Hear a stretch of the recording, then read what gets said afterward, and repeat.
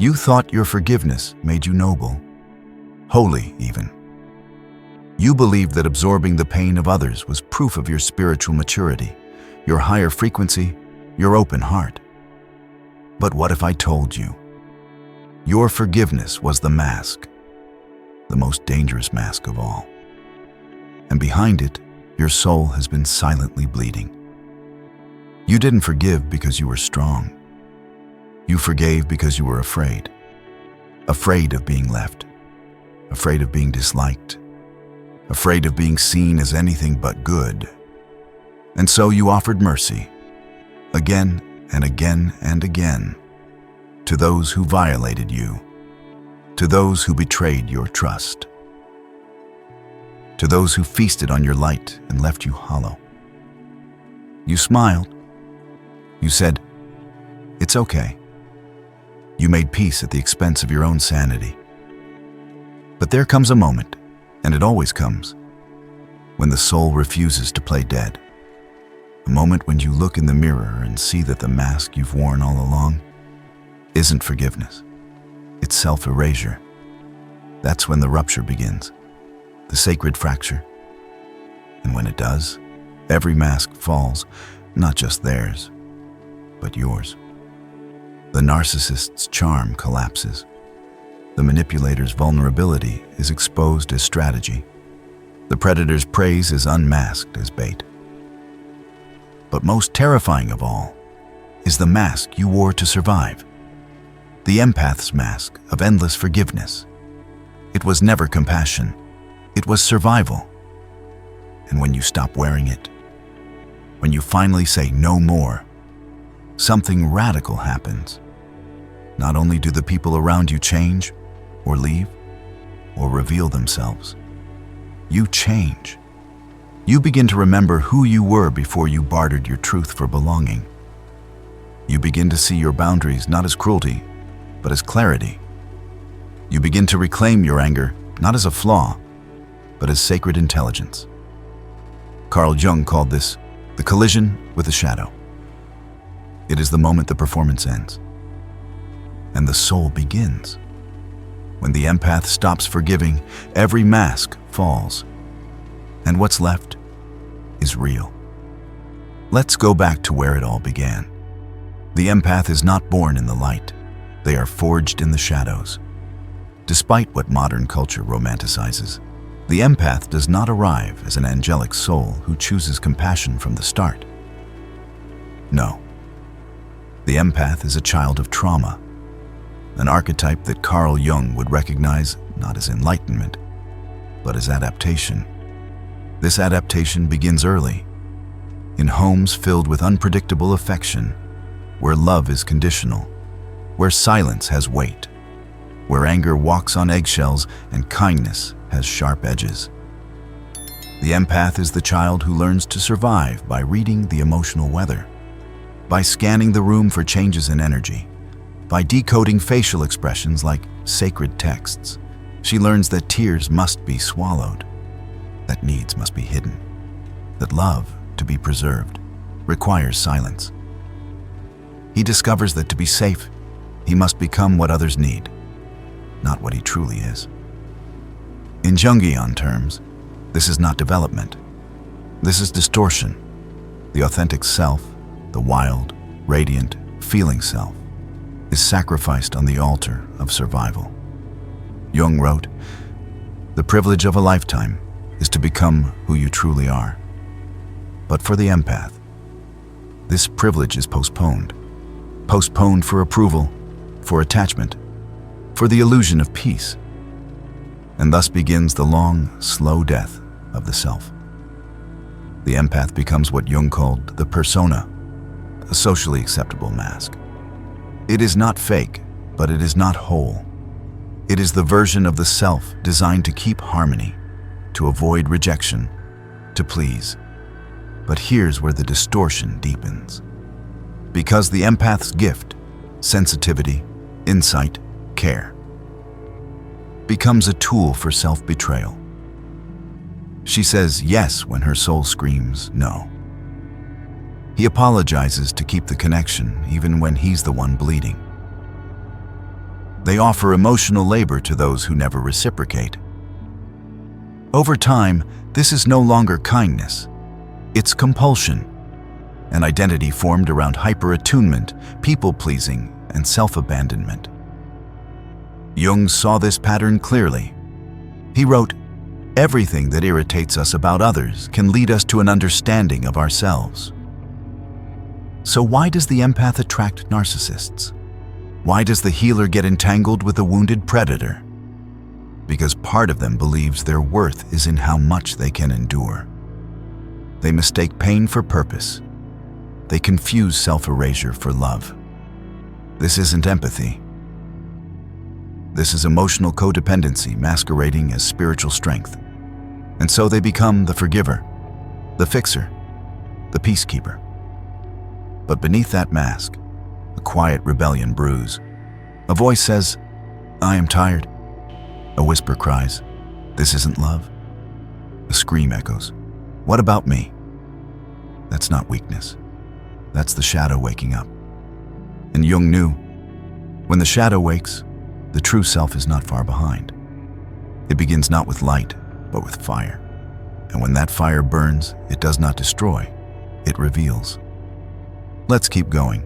The mask of forgiveness is next to fall. Forgiveness.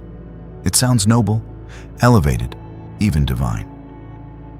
But what if your forgiveness isn't coming from compassion, but from fear? Carl Jung taught us that the psyche contains both conscious and unconscious motivations, and much of what we label as virtue is often a disguise, a mask for something far more primitive beneath. The empath's forgiveness is rarely examined. Society applauds it. Spirituality celebrates it. Religion sanctifies it.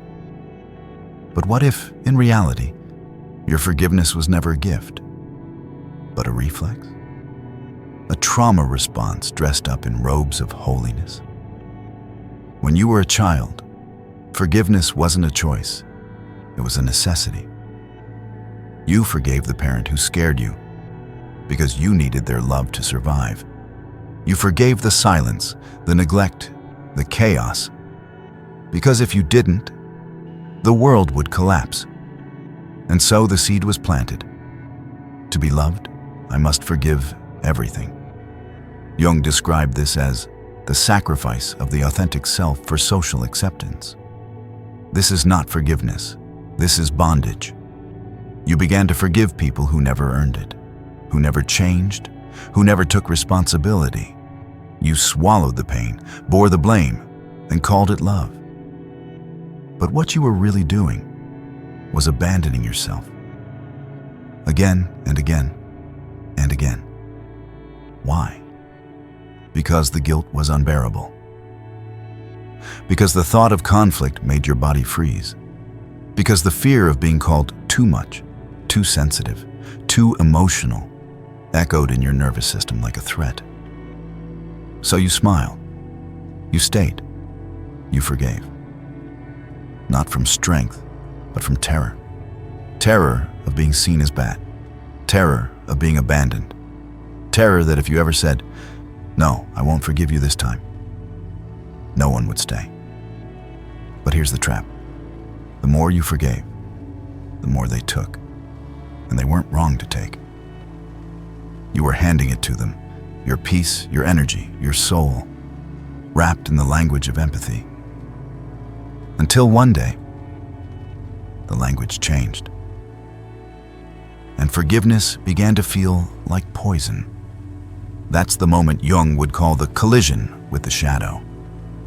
The unconscious realization that your mercy has become a prison, that your need to be good has become a leash around your throat.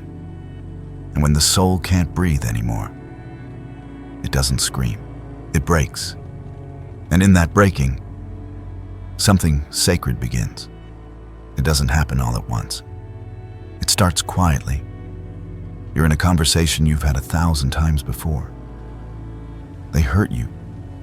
You're expected to forgive. You feel that familiar ache rising in your chest, the tension, the freeze, the guilt. But something's different this time.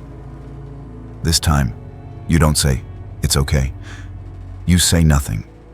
And in that silence, the truth roars. This is not peace. This is suppression. This is not harmony. This is harm.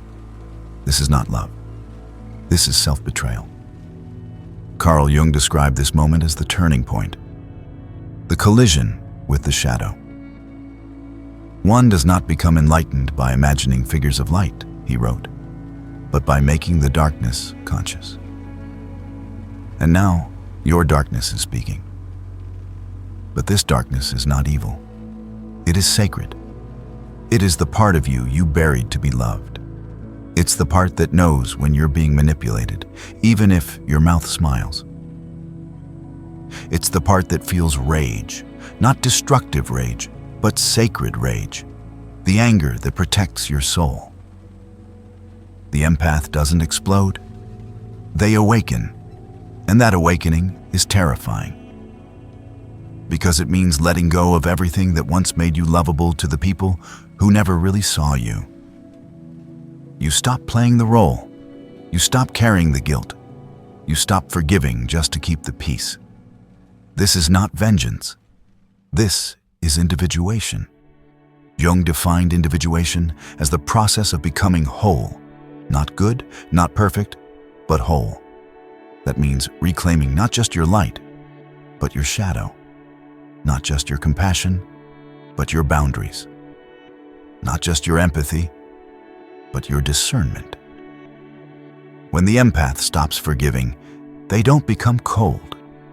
They become conscious. They begin to ask questions they were never allowed to ask. Why do I feel responsible for their feelings? Why am I exhausted after every conversation?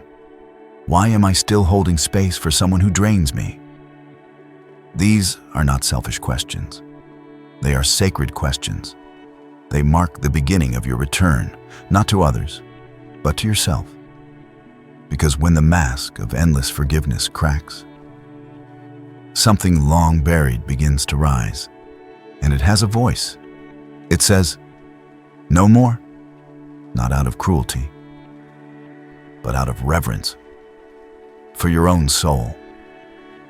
The moment the empath stops forgiving automatically, the world around them begins to tremble. Not because the empath has become dangerous, but because they have become clear. Clarity is what the unconscious fears. Clarity is what unravels illusions. Clarity is what makes masks fall, and they fall hard. Carl Jung wrote, "Everything unconscious is projected."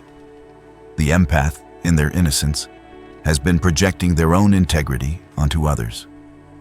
Seeing wounded children in predators, seeing potential in manipulators, seeing good intentions where there were only hidden agendas. But when you stop forgiving out of habit, you also stop projecting.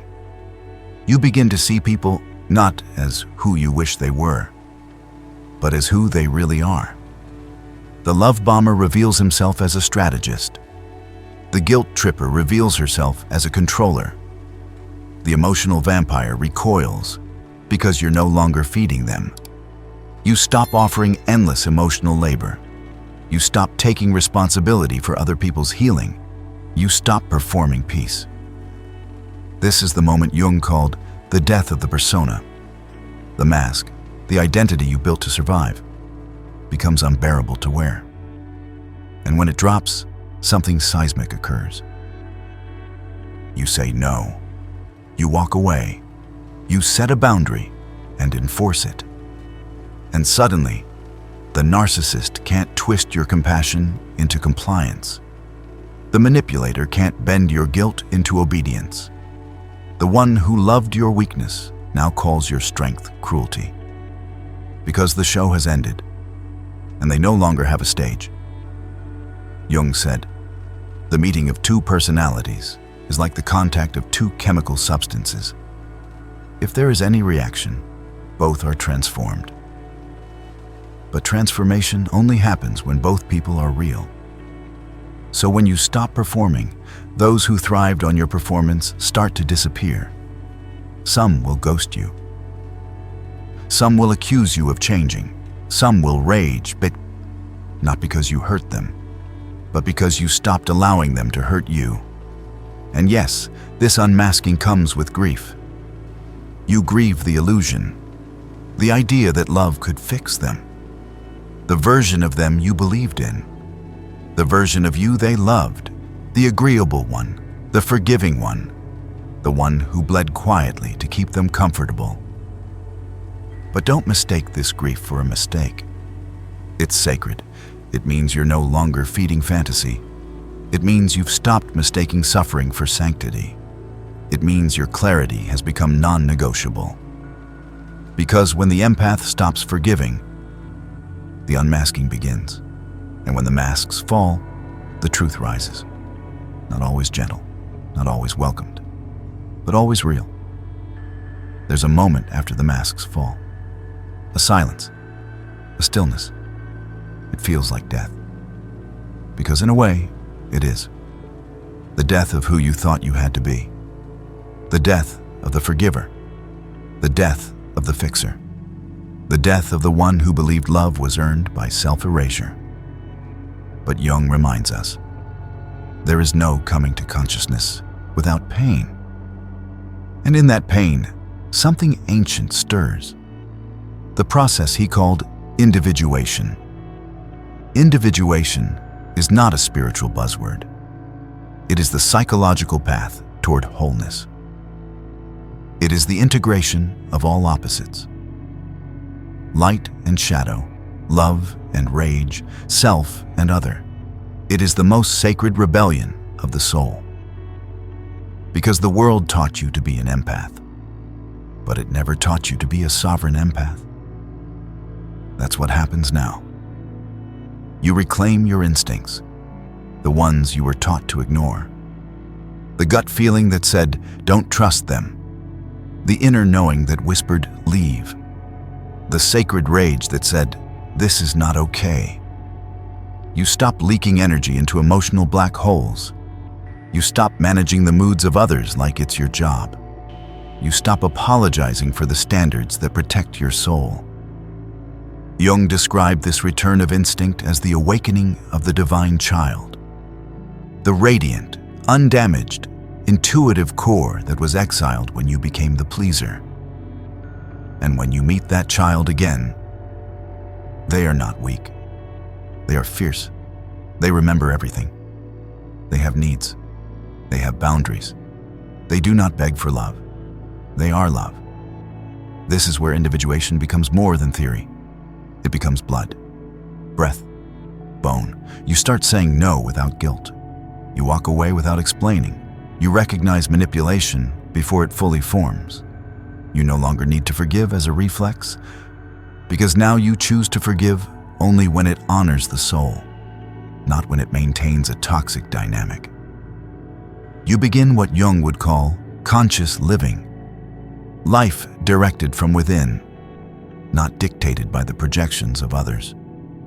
And in that state you experience what I call sacred rebellion, not against people, but against the pattern of overgiving, the pattern of emotional martyrdom, the pattern of silence.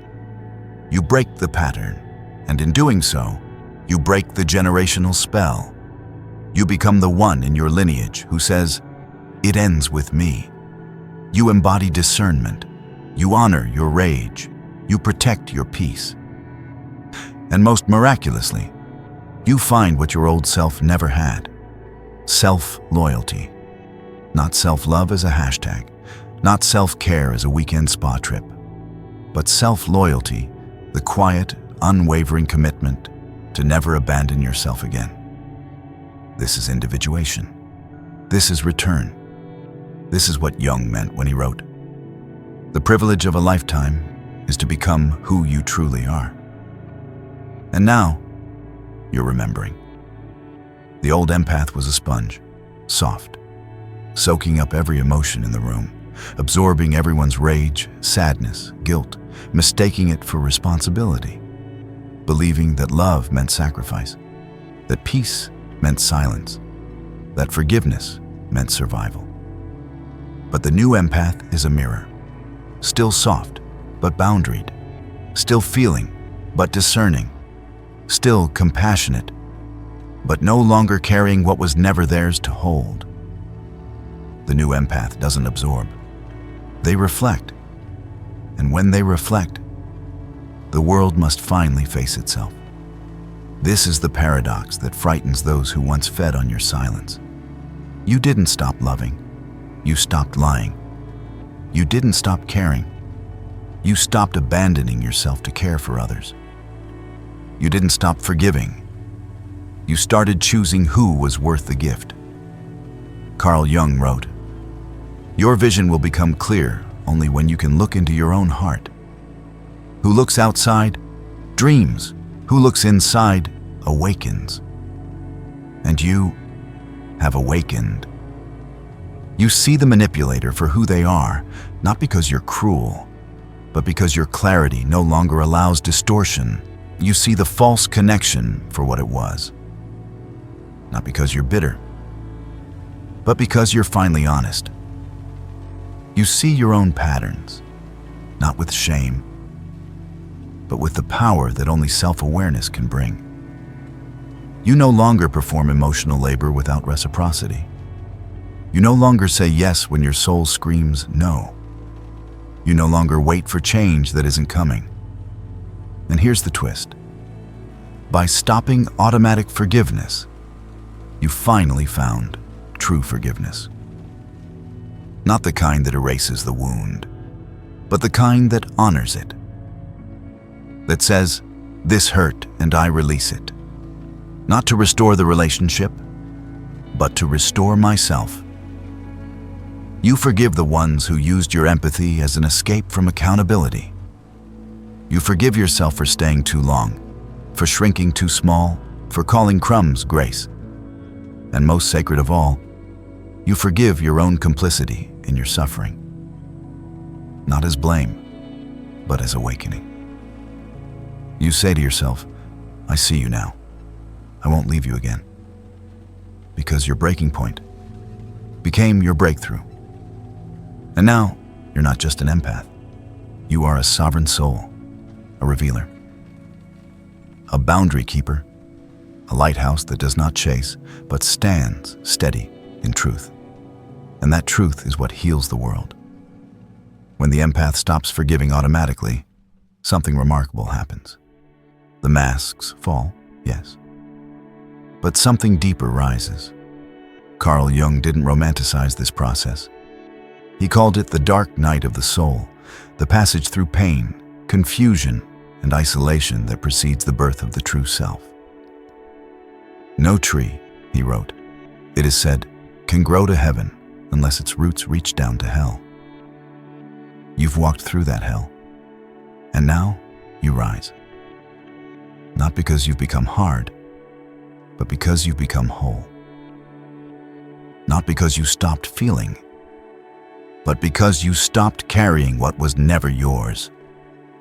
Not because you stopped forgiving, but because you started honoring your truth before anyone else's comfort.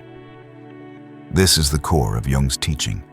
Individuation, becoming who you truly are.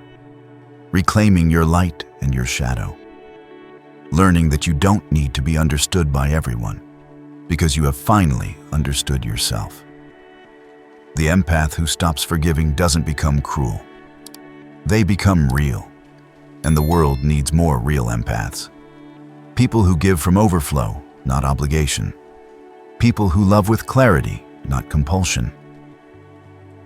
People who say no and mean it, because their yes is now sacred. So if you've reached this point in your journey, if you've felt the masks fall, if you've watched people shift when you stopped pleasing, if you've met your rage and called it wisdom, then say it with me now. My breaking point became my breakthrough. Drop a comment below and share your story. Let others know they're not alone in this awakening. And when you're ready to keep going, watch the next video in this series. When the empath stops pleasing everyone and starts seeing the truth. Because this journey, your journey, isn't just healing, it's revolutionary. and Carl Jung would be proud. See you in the next dimension.